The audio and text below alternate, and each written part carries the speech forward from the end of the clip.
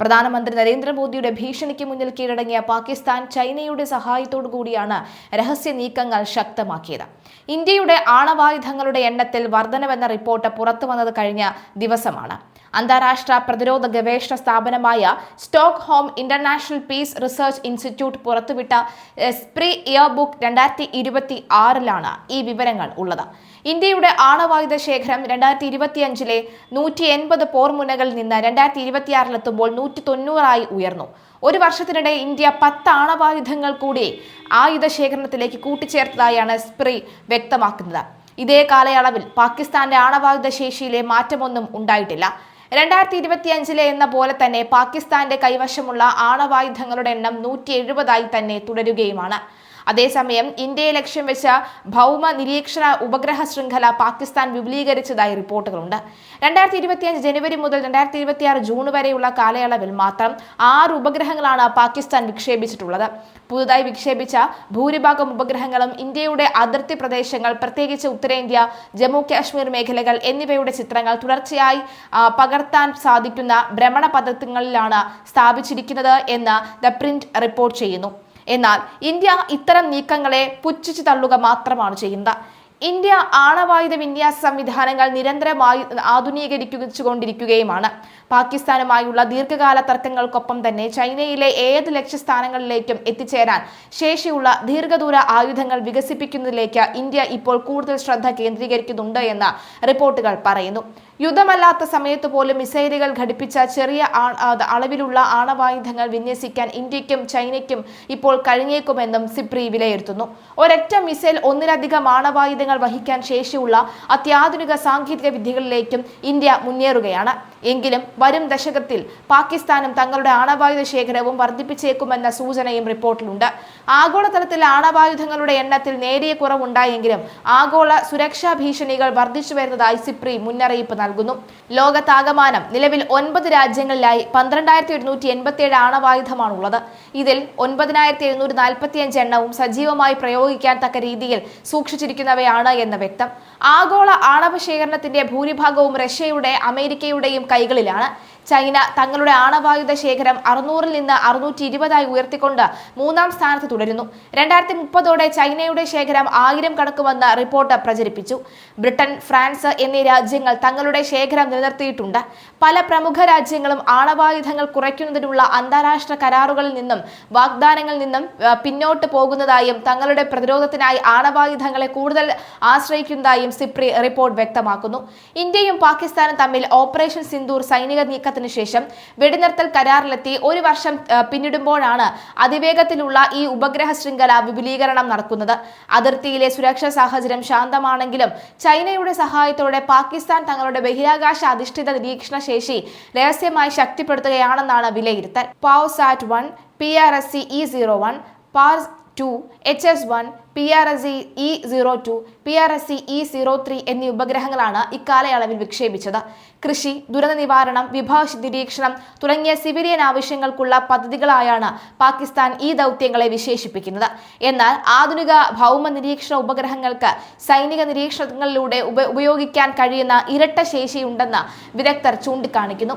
High resolution optical imaging, hyper spectral സെൻസറുകൾ, artificial intelligence സഹായത്തോടെയുള്ള image processing തുടങ്ങിയ അത്യാധുനിക സാങ്കേതിക വിദ്യകൾ ഈ ഉപഗ്രഹങ്ങളിൽ സജ്ജീകരിച്ചിട്ടുണ്ടെന്ന് റിപ്പോർട്ടിൽ പറയുന്നു. അടിസ്ഥാന സൗകര്യങ്ങളിലെ മാറ്റങ്ങൾ, സൈനിക താവളങ്ങൾ, സൈനിക നീക്കങ്ങൾ, സമുദ്ര അതിർത്തിയിലെ പ്രവർത്തനങ്ങൾ എന്നിവ നിരീക്ഷിക്കാൻ ഈ സംവിധാനങ്ങൾ ഉപയോഗിക്കാം. സാധാരണ ഉപഗ്രഹങ്ങളിൽ നിന്ന് വ്യത്യസ്തമായി ദക്ഷിണേന്ത്യൻ മേഖലകൾക്ക് മുകളിലൂടെ ദിവസങ്ങളിൽ പലതവണ കടന്നുപോകാൻ സഹായിക്കുന്ന പ്രത്യേക ഭ്രമണപഥത്തിലാണ് ഇത് സ്ഥാപിച്ചിരിക്കുന്നത്. 2026 ഏപ്രിലിൽ വിക്ഷേപിച്ച PRSE-E03 ഉപഗ്രഹം ദക്ഷിണേന്ത്യൻ മേഖലകളിൽ, പ്രത്യേകിച്ച് ഉത്തരേന്ത്യയിലും കശ്മീരിലും നിരന്തരമായ നിരീക്ഷണം സാധ്യമാകുന്ന പ്രത്യേക ഭ്രമണപഥത്തിലാണ് സ്ഥാപിച്ചിരിക്കുന്നതെന്ന് റിപ്പോർട്ട് വ്യക്തമാക്കുന്നു. പാകിസ്ഥാന്റെ ഈ ബഹിരാകാശ മുന്നേറ്റത്തിന് പിന്നിൽ ചൈനയുടെ ശക്തമായ പിന്തുണയുണ്ട്. കഴിഞ്ഞ 16 മാസത്തിനിടെ വിക്ഷേപിച്ച ഭൂരിഭാഗം ഉപഗ്രഹങ്ങളും ചൈനീസ് റോക്കറ്റുകളിലാണ് ബഹിരാകാശത്തെത്തിച്ചത്. ചൈനയുടെ വലിയ തോതിലുള്ള ബാഹ്യ സഹായമില്ലാതെ ഇത്രയും വേഗത്തിൽ ഉപഗ്രഹങ്ങൾ വിന്യസിക്കുക പാകിസ്ഥാന് എളുപ്പമല്ലെന്ന് സുരക്ഷാ നിരീക്ഷകർ വിലയിരുത്തുന്നു. അതേസമയം അമേരിക്കയും വിട്ടുകൊടുക്കുന്നില്ല. രാജ്യാന്തര തലത്തിൽ സംഘർഷങ്ങൾ വർദ്ധിച്ചു വരുന്ന പശ്ചാത്തലത്തിൽ പശ്ചാത്തലത്തിൽ യൂറോപ്പിലെ കൂടുതൽ നാറ്റോ സഖ്യരാജ്യങ്ങൾ ആണവായുധങ്ങൾ വിന്യസിക്കുന്നതിനെ കുറിച്ച് അമേരിക്ക ആലോചിക്കുന്നതായി റിപ്പോർട്ടുണ്ട്. പ്രമുഖ രാജ്യാന്തര മാധ്യമമായ ഫിനാൻഷ്യൽ ടൈംസ് ആണ് ഇത് സംബന്ധിച്ച വാർത്ത പുറത്തുവിട്ടത്.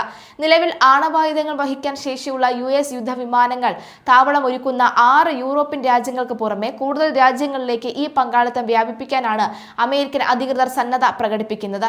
പരമ്പരാഗത ദൗത്യങ്ങൾക്കും ആണവ ആക്രമണങ്ങൾക്കും ഒരുപോലെ ഉപയോഗിക്കാൻ കഴിയുന്ന ഡ്യുവൽ കേപ്പബിൾ എയർക്രാഫ്റ്റ് വിന്യസിക്കുന്ന രാജ്യങ്ങളുടെ എണ്ണം വർദ്ധിപ്പിക്കാനാണ് പുതിയ നിർദ്ദേശം. എന്നാൽ നിലവിലുള്ള ആണവ പങ്കാളിത്ത കരാറുകൾ വിപുലീകരിക്കുന്നതായി ബന്ധപ്പെട്ട അന്തിമ തീരുമാനം അടുത്ത ഭാവിയിലൊന്നും ഉണ്ടാകാൻ സാധ്യതയില്ലെന്നും റിപ്പോർട്ടിൽ വ്യക്തമാക്കുന്നു. റഷ്യയുമായുള്ള അതിർത്തി പങ്കിടുന്നതോടെ അതിനോട് അടുത്തു നിൽക്കുന്നതാണ് നാറ്റോയുടെ കിഴക്കൻ അതിർത്തിയിലെ രാജ്യങ്ങൾ US യുദ്ധവിമാനങ്ങൾ താവളമൊരുക്കാൻ സജീവ താൽപര്യം പ്രകടിപ്പിച്ചിരിക്കുന്നത്. പോളണ്ട്, അതുപോലെ തന്നെ ബാൾട്ടിക് രാജ്യങ്ങൾ, എസ്തോണിയ, ലാത്വിയ, ലിത്വാനിയ എന്നിവർ ഇതിൽ ഉൾപ്പെടുന്നുണ്ട്. റഷ്യയിൽ നിന്നുള്ള സുരക്ഷാ ഭീഷണികൾ വർദ്ധിച്ച പശ്ചാത്തലത്തിലാണ് ഈ രാജ്യങ്ങൾ പ്രതിരോധം ശക്തമാക്കാൻ ആഗ്രഹിക്കുന്നത്. ഇത് സംബന്ധിച്ച ചർച്ചകൾ നാറ്റോയുടെ ആഭ്യന്തര ചാനലുകൾ വഴി ഉപയോഗിക്കുകയാണ്. എന്നാൽ ഈ റിപ്പോർട്ടുകളോട് പ്രതികരിക്കാൻ US പ്രതിരോധ വകുപ്പായ പെന്റഗണോ നാറ്റോ നേതൃത്വമോ ഇതുവരെ തയ്യാറായിട്ടില്ല. നാറ്റോ അംഗങ്ങളുടെ സംരക്ഷണത്തിനായി അമേരിക്ക തങ്ങളുടെ ആണവായുധങ്ങൾ നിരന്തരം ഉപയോഗിക്കുമെന്ന് pentagon policy chief Elbridge Colby മുൻപ് പരസ്യമായി പ്രസ്താവന അറിയിച്ചിട്ടുണ്ട്. എന്നാൽ യൂറോപ്യൻ സഖ്യകക്ഷികൾ പ്രതിരോധത്തിനായി സ്വന്തം നിലയിൽ മതിയായ തുക ചെലവഴിക്കുന്നില്ലെന്ന വിമർശനം അമേരിക്കയിൽ ശക്തമാണ്. US പ്രസിഡന്റ് ട്രംപും അദ്ദേഹത്തിന്റെ അനുയായികളും യൂറോപ്യൻ രാജ്യങ്ങളുടെ ഈ സമീപനത്തെ ശക്തമായി വിമർശിച്ചിട്ടുണ്ട്. പരമ്പരാഗത പ്രതിരോധത്തിനായി യൂറോപ്യൻ രാജ്യങ്ങൾ പൂർണ്ണമായും അമേരിക്കയെ ആശ്രയിക്കുകയാണെന്നും അവർ സ്വന്തം സൈനിക ശേഷി വർദ്ധിപ്പിക്കാൻ കൂടുതൽ ഉത്തരവാദിത്തം കാണിക്കണമെന്നുമാണ് ട്രംപിന്റെ നിലപാട്. ഈ സാഹചര്യത്തിലും നാറ്റോയുടെ ആണവ പ്രതിരോധത്തിന്റെ കേന്ദ്ര ബിന്ദുവായി US ആണവായുധങ്ങൾ തുടരുമെന്ന് കോൾബി അടിവരയിടുന്നു. നാറ്റോയിലെ ആകെ 32 അംഗരാജ്യങ്ങൾ 3 രാജ്യങ്ങൾക്ക് മാത്രമാണ് സ്വന്തമായി ആണവായുധങ്ങൾ ഉള്ളത്: US, UK, ഫ്രാൻസ്. നാറ്റോ സഖ്യത്തിന്റെ പ്രതിരോധ നയത്തിന്റെ ഏറ്റവും പ്രധാനപ്പെട്ട അടിത്തറയാണ് ന്യൂക്ലിയർ ഷെയറിംഗ് അഥവാ ആണവ പങ്കാളിത്ത ക്രമീകരണം. ആണവായുധങ്ങൾ ഇല്ലാത്ത സഖ്യകക്ഷികൾക്കും നാറ്റോയുടെ ആണവ നയരൂപീകരണത്തിൽ പങ്കാളിത്തം നൽകുന്നതാണ് ഈ പദ്ധതി. ആണവ പങ്കാളിത്തം വഴി ആണവായുധങ്ങളുടെ രാഷ്ട്രീയമായ ഉത്തരവാദിത്വം, യുദ്ധകാലത്തെ അപകട സാധ്യതകളും എല്ലാ സഖ്യകക്ഷികൾക്കുമിടയിൽ വീതിച്ചു നൽകപ്പെടുന്നു. ഇത് നാറ്റോയുടെ ഐക്യവും വിശ്വാസ്യതയും വർദ്ധിപ്പിക്കുന്നു. അധിനിവേശങ്ങളെ ചെറുക്കാനും പ്രതിസന്ധി ഘട്ടങ്ങളിൽ കാര്യങ്ങൾ കൈവിട്ടു പോകാതെ നിയന്ത്രിക്കാനും ഈ സംവിധാനം നാറ്റോയ്ക്ക് കരുത്തു പകരുന്നുണ്ട്. യൂറോപ്യൻ രാജ്യങ്ങൾക്ക് അമേരിക്ക സുരക്ഷ ഉറപ്പു നൽകുന്നതിലൂടെ മറ്റ് യൂറോപ്യൻ രാജ്യങ്ങൾ സ്വന്തമായി ആണവായുധങ്ങൾ വികസിപ്പിക്കുന്നത് തടയാൻ സാധിക്കുന്നു. ഇത് ആണവ വ്യാപനം ഇല്ലാതാക്കാൻ സഹായിക്കും.